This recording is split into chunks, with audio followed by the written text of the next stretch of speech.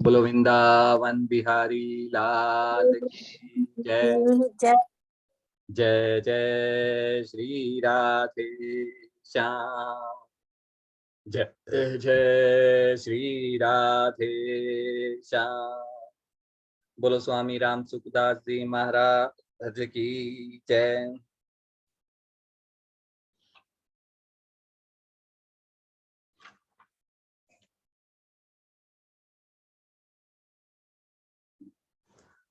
छठा अध्याय, चौथा श्लोक। योगारूप कौन होता है, इसके बारे में इस चौथे श्लोक में जिक्र है। कारण कि जिस समय न इंद्रियों के भोगों में तथा न कर्मों में ही आसक्त होता है, उस समय वह संपूर्ण संकल्पों का त्यागी मनुष्य योगारूप कहा जाता है।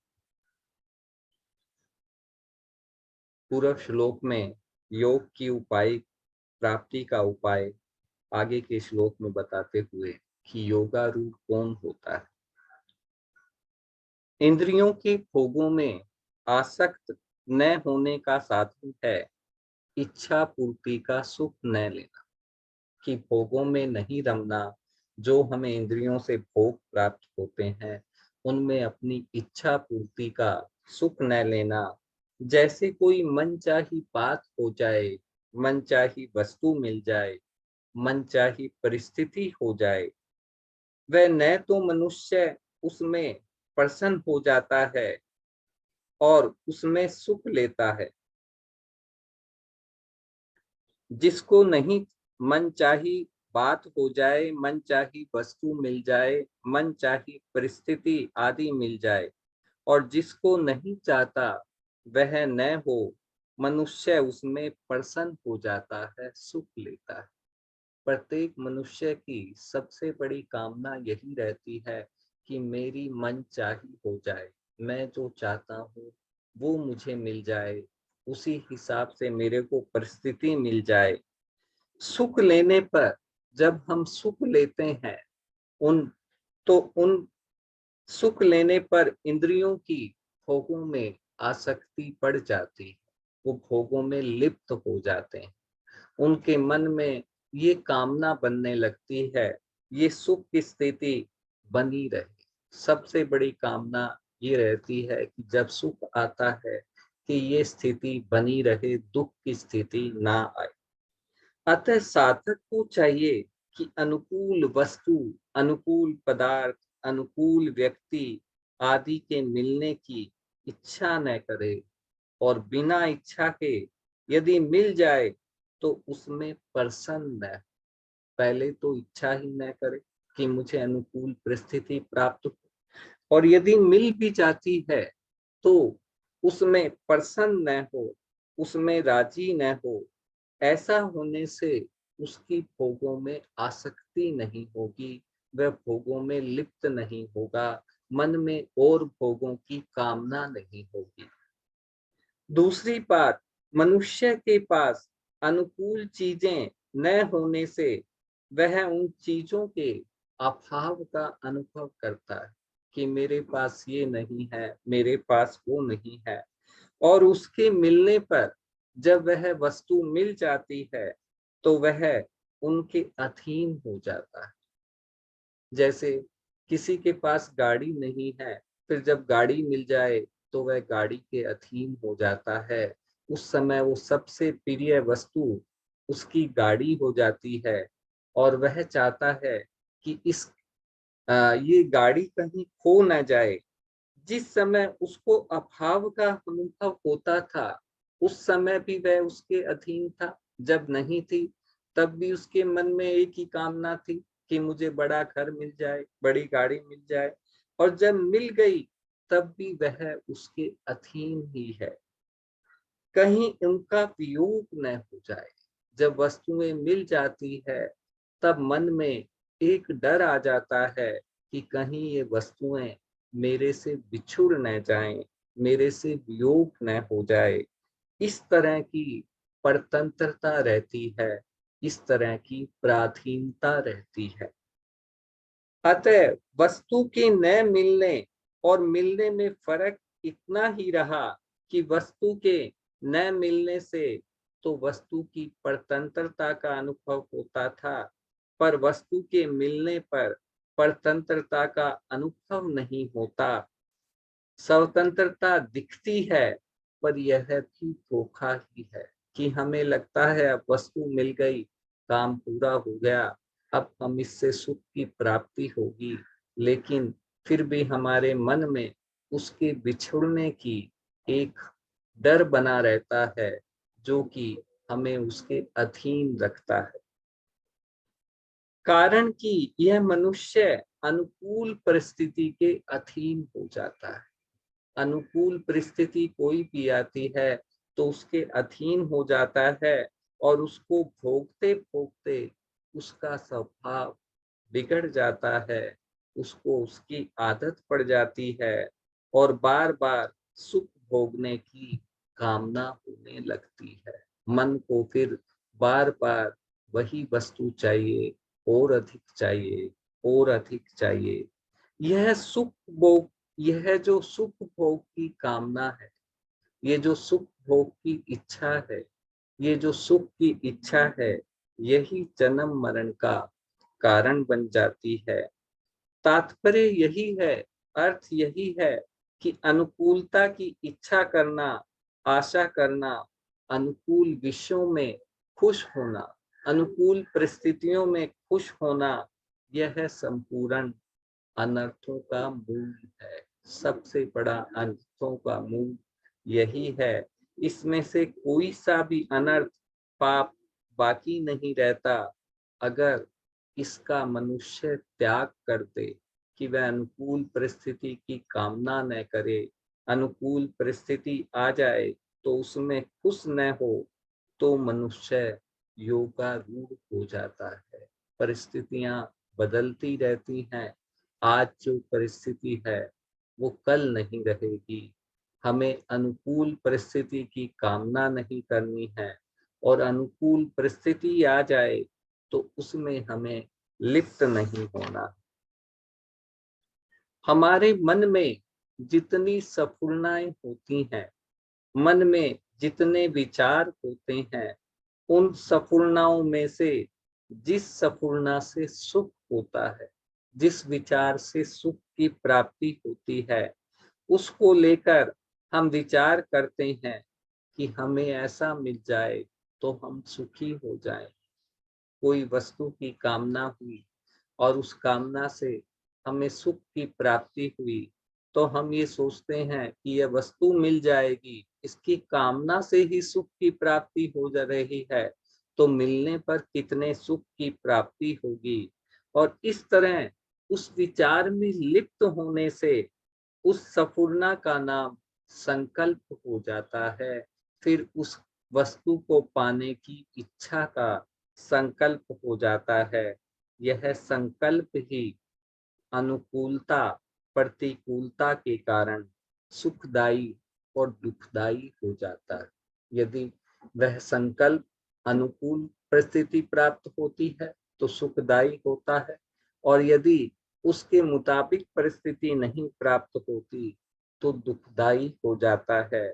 जैसे दुखदायी संकल्प राग द्वेष करता है, ऐसे ही दुखदायी संकल्प भी लिप्तता करता है। चाहे सुखदायी संकल्प हो, चाहे दुखदायी संकल्प हो, दोनों ही संकल्प बंधन में डालने वाले हैं।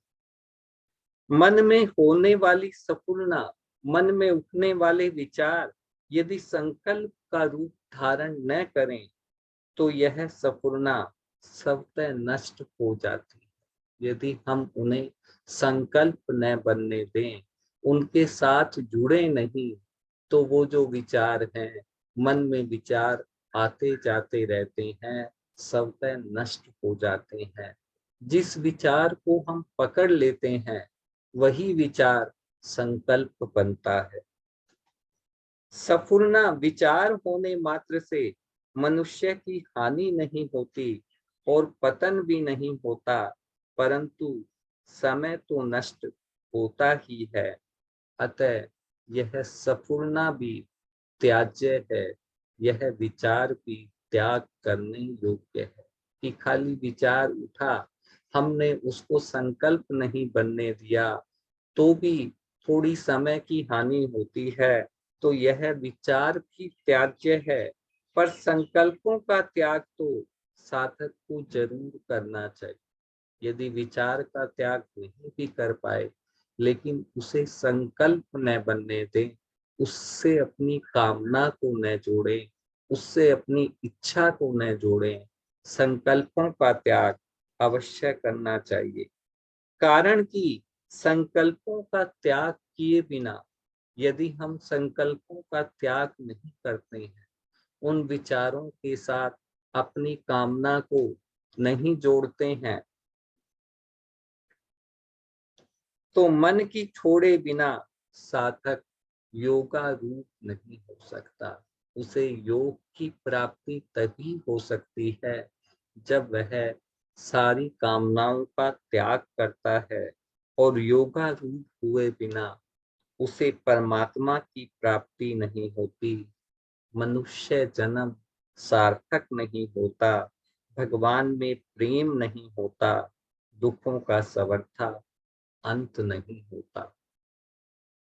सिद्धि असिद्धि में सम रहने का भाव नाम योग है। जो सिद्धि में भी चाहे कोई कार्य सिद्ध हो या न हो, सफलता मिले या ना मिले, दोनों में सम भाव से स्थित रहने का नाम योग है। और उस योग अर्थात समता पर आरूढ़ होना, स्थित होना ही, बने रहना ही योगारूढ़ होना है। और योगारूढ़ होने पर परमात्मा की प्राप्ति हो जाती है।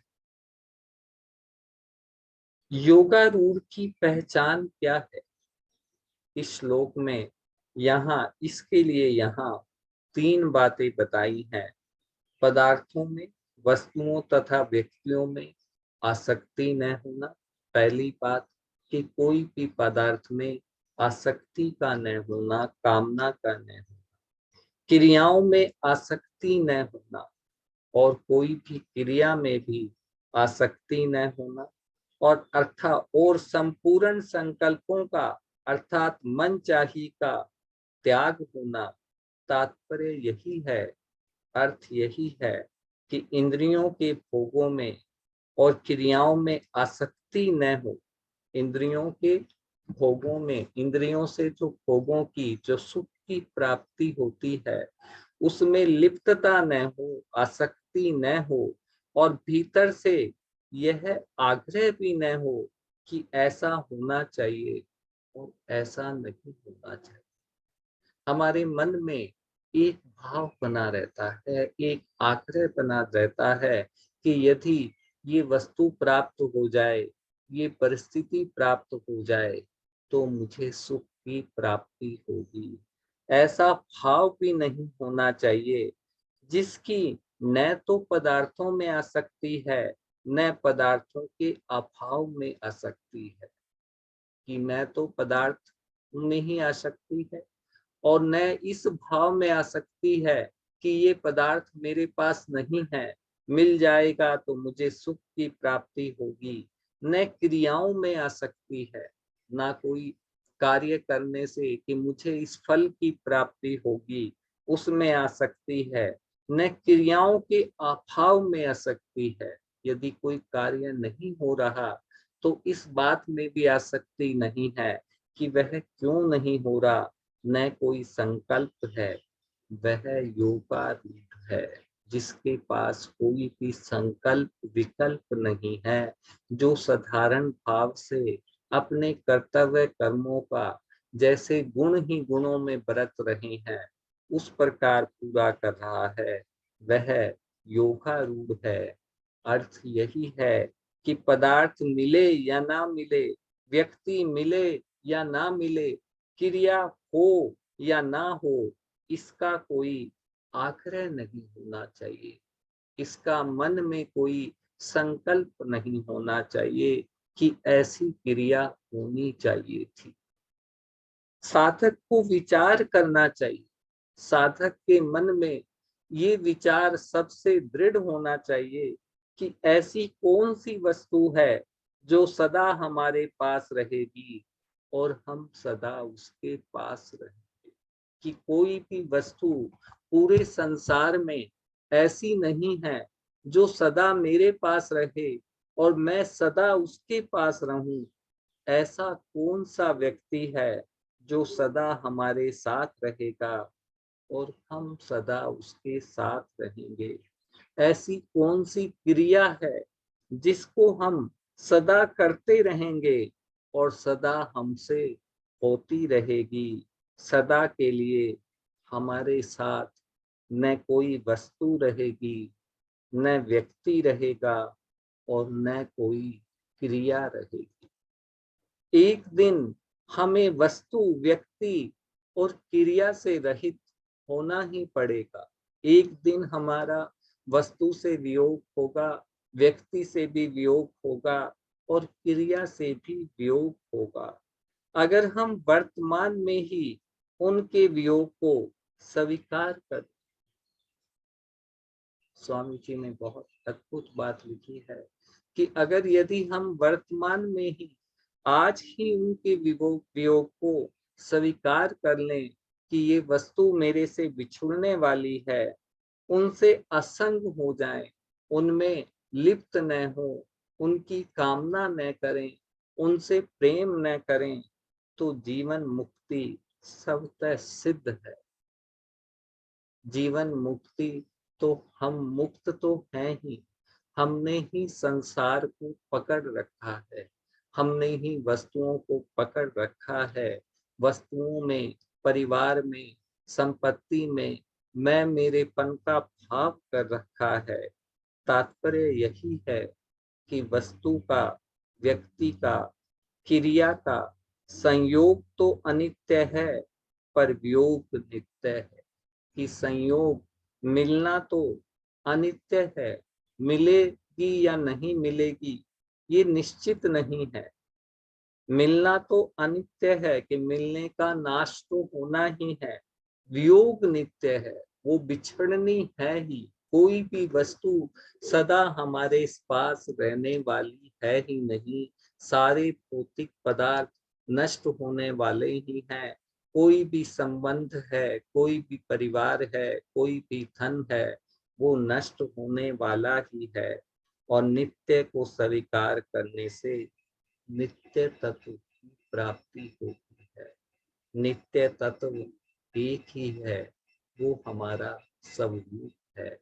यदि हम उसको स्वीकार करते हैं कि बाकी जितने भी पदार्थ हैं, जितने भी व्यक्ति हैं, जितनी भी परिस्थितियां हैं, सबका हमारे से एक दिन वियोग होना है, नाश होना है, तो हमें नित्य तत्व की, जो हमारा स्वरूप है, उसकी प्राप्ति हो जाती है। कोई अभाव शेष नहीं रहता। 5वां श्लोक, 6ठा अध्याय। अपने द्वारा अपना उद्धार करे, अपना पतन न करे, क्योंकि आप ही अपना मित्र है और आप ही अपना शत्रु है।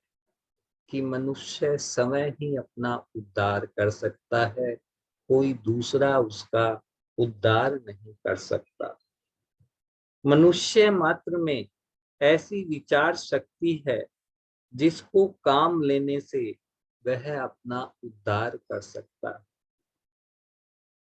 ज्ञान योग का साधक उस विचार शक्ति से जड़ चेतन का अलगाव करके अपने स्वरूप में स्थित हो जाता है। ज्ञान योग का साधक जो होता है कि मैं शरीर नहीं हूँ, शरीर अलग है, मेरा स्वरूप अलग है, ऐसा अलगाव करके वह अपने स्वरूप में स्थित हो जाता है और जड़ संसार से, शरीर से संबंध विच्छेद कर लेता है। भक्ति योग का साधक उसी विचार शक्ति से, ज्ञान योग का साधक जिस विचार शक्ति से शरीर से अपना संबंध विच्छेद कर लेता है, भक्ति योग का साधक भी उसी विचार शक्ति से मैं भगवान का हूँ, भगवान मेरे हैं। इस दृढ़ भाव से, इस दृढ़ विचार से, इस दृढ़ संकल्प से कि मैं भगवान का हूँ, भगवान मेरे हैं, इस प्रकार भगवान से आत्मीयता करके अपना उद्धार कर लेता है कर्म योग का साधक। उसी विचार शक्ति से मिले हुए शरीर, इंद्रियां, मन, बुद्धि आदि पदार्थों को संसार ही मानते हुए संसार की सेवा में लगाकर उन पदार्थों से संबंध विच्छेद कर लेता है।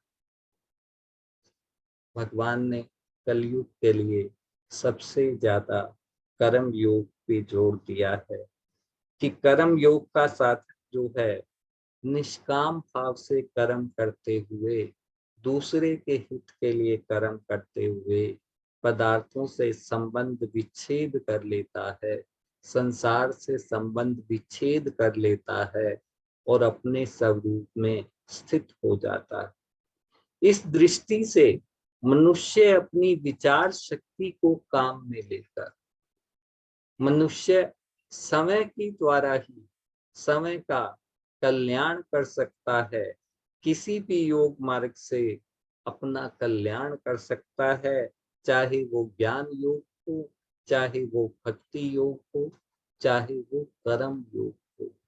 मनुष्य समय ही समय के द्वारा अपना कल्याण कर सकता है। मनुष्य के मन में यह विचार होना चाहिए कि मैं शरीर नहीं हूँ, क्योंकि शरीर बदलता रहता है और मैं वही रहता हूँ। मेरा जो स्वरूप है उसमें कोई परिवर्तन नहीं होता। यह शरीर मेरा भी नहीं है, क्योंकि शरीर पर मेरा वश नहीं चलता। अर्थात शरीर को मैं जैसा रखना चाहूं वह वैसा रह नहीं सकता। जितने दिन रखना चाहूं उतने दिन नहीं रह सकता। जैसा सबल बनना चाहूं वैसा बन नहीं सकता। यह शरीर मेरे लिए भी नहीं है, क्योंकि यदि यह मेरे लिए होता तो इसके मिलने पर मेरी कोई इच्छा बाकी नहीं रहती। यदि यह शरीर मेरे लिए ही होता तो इसके मिलने पर कोई इच्छा बाकी नहीं रहती। दूसरी बात यह है कि यह परिवर्तनशील है और मैं अपरिवर्तनशील। शरीर बदलता रहता है पर मेरा स्वरूप बदलता नहीं। परिवर्तनशील और अपरिवर्तनशील के काम कैसे आ सकता है? जो बदलने वाला पदार्थ है वो नहीं बदलने वाले पदार्थ के कैसे काम आ सकता है? तीसरी बात, यदि यह मेरे लिए होता, यदि यह शरीर मेरे लिए होता तो सदा मेरे पास रहता। शरीर नष्ट हो जाता है पर स्वरूप तो नष्ट नहीं होता। आत्मा तो नष्ट नहीं होती, आत्मा तो कभी बदलती नहीं। परंतु अगर यदि ये मेरे लिए होता तो सदा मेरे पास रहता, परंतु यह मेरे पास नहीं रहता। इस प्रकार शरीर मैं नहीं, मेरा नहीं और मेरे लिए नहीं। शरीर मैं नहीं, मेरा नहीं और मेरे लिए नहीं, इस वास्तविकता पर मनुष्य दृढ़ रहे। यदि इस वास्तविकता को दृढ़ता से अपना ले, अपने में धारण कर ले, तो अपने आप से अपना उद्धार हो जाएगा।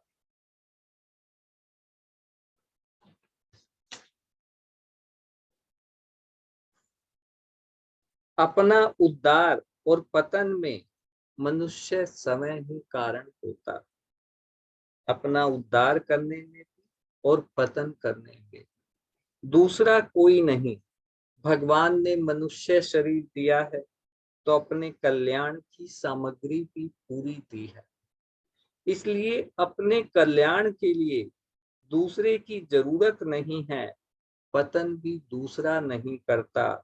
जीव खुद ही गुणों को अपनाकर गुणों का संग करके जन्म मरण में पड़ता है।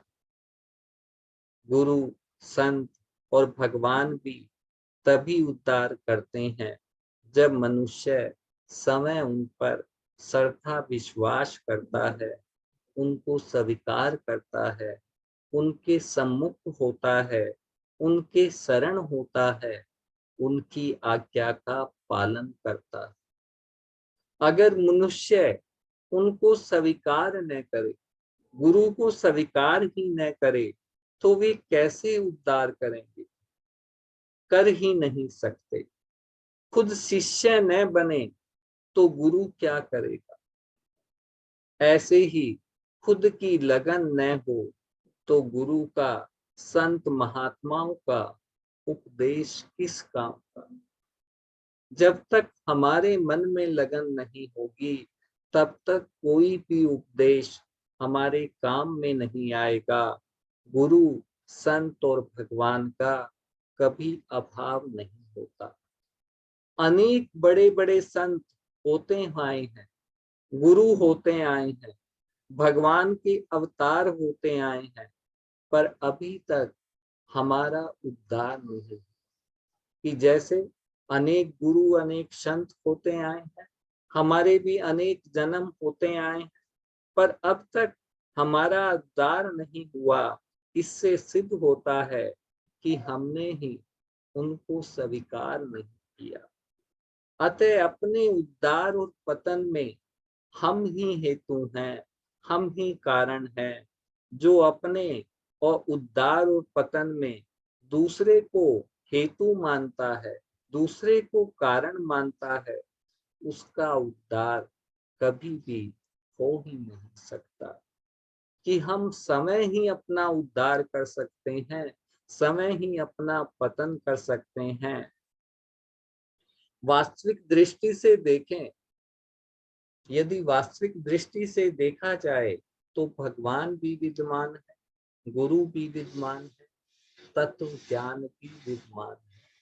कि सब चीजें यहाँ पे भगवान भी विद्यमान, भगवान सर्वत्र परिपूर्ण है, सब जगह उनकी सत्ता है। तत्व ज्ञान भी विद्यमान है, अपने में योग्यता और सामर्थ्य भी विद्यमान है। हमारे में वह योग्यता भी है। भगवान ने विवेक प्रदान किया है हमको, तो विवेक भी हमारे में पूर्ण है, विद्यमान है।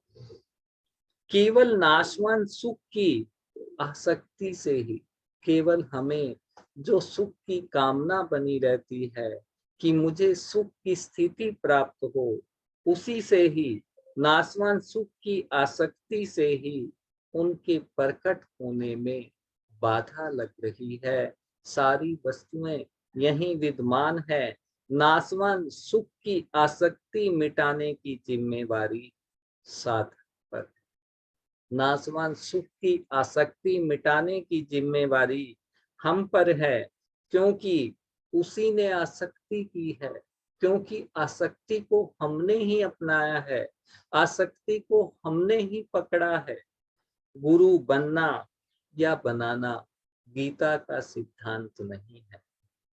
मनुष्य आप ही अपना गुरु है, इसलिए उपदेश अपने को ही देना है। सबसे बड़ा उपदेश जो है अपने को ही देना है। सब कुछ परमात्मा ही है। वासुदेव सर्वम गीता का महावाक्य है। वासुदेव सर्वम, भगवान सब जगह विद्यमान है। तो फिर दूसरा गुरु कैसे बने और कौन किसको उपदेश दे? दूसरे में कमी न देखकर अपने में ही कमी देखें और उसको दूर करने की चेष्टा करें। अपने को ही उपदेश दें। आप ही अपना गुरु बने, आप ही अपना नेतक बने, आप ही अपना शासक बने। उद्धार कोई हमारा दूसरा नहीं कर सकता। हमें समय ही अपना उद्धार बनना करना है। इस श्लोक में भगवान कहते हैं कि समय ही अपना मित्र है, समय ही अपना शत्रु है। अब अगले श्लोक में बतलाएंगी कि अपना मित्र कैसे है और शत्रु कैसे है। आज इतना ही। बोलो वृंदावन बिहारी लाल की जय। जय जय श्री राधे श्याम। श्याम। जय जय जय श्री राधे श्याम। श्याम। बोलो स्वामी राम सुखदास जी महाराज की जय। जय जय। जय। सबको राम राम, सबको सबको राम राम, सबको राम राम।